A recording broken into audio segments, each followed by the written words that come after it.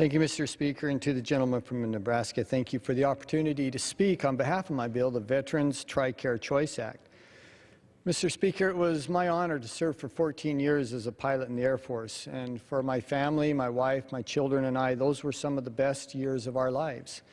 And I continue to be amazed at the quality of those who serve in our military. And it shouldn't become cliche to say this, these are some of the finest young men and women that our country has ever produced.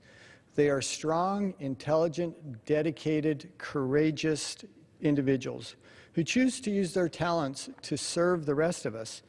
And it makes me uncomfortable sometimes when I hear those of us who serve in Congress be called public servants, when we know that the true public servants are the airmen, the seamen, the soldiers, the Marines, and their families. And let's not forget their families and their sacrifice as well. Those who spend their careers either fighting abroad or preparing for that eventuality. As Americans, we should make it a habit to always thank these service members whenever we see them. As a member of Congress, it's our job to be wise in our foreign policy, to give our war fighters the resources they need to win, and then to ensure that veterans receive the benefits that we've promised them. In fact, that third responsibility is a genesis for this bill, fixing a glitch that was brought to my attention, as the gentleman has said already.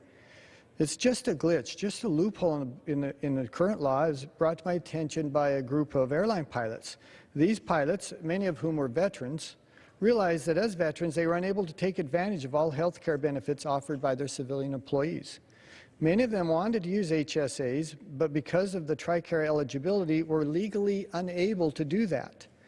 Mr. Speaker, HSAs are an innovative health care option that House Republicans have advanced as an important part of a market-driven, affordable health care system.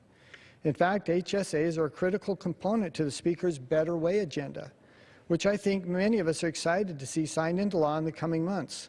With that in mind, it makes no sense to lock veterans out of this benefit based on eligibility for TRICARE. These pilots came to my office and had a simple request: give us an off-on switch for TRICARE, so the veterans who wish to use an HSA while retaining the right to return to TRICARE in the future can do that if they chose. It made sense, so that's what we did with this bill. The Veterans TRICARE Choice Act allows a veteran to be suspend his or her TRICARE benefits for the purposes of enrolling in a health savings plan. If for whatever reason the veteran wishes to return to TRICARE, he or she can do so. It's a simple, common sense fix with broad bipartisan support. I'd like to thank Representative Tulsi Gabbard, a fellow veteran with a distinguished career in the United States Navy and a current member of the Hawaiian National Guard. Representative Gabbard and I have been fortunate to work together on this bill for almost 3 years now, and I'm grateful for her work to bring this bill to this point.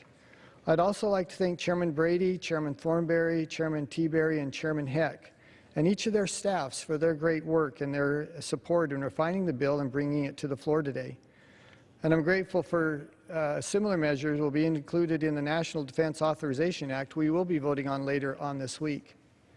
And finally, I'd like to thank Nathaniel Johnson, a former member of my staff, a member of the Utah National Guard, a former combat medic who served in Afghanistan. And of course, we called him Doc then. I'd like to thank Doc, who felt compelled to see this bill through to its conclusion. Mr. Speaker, our veterans deserve our most profound gratitude. Nothing about their military service should prevent them from accessing the same benefits as their non-veteran co-workers. The very least we can do for them is ensure they receive the benefits we promised them and the process that goes forward as smoothly as possible.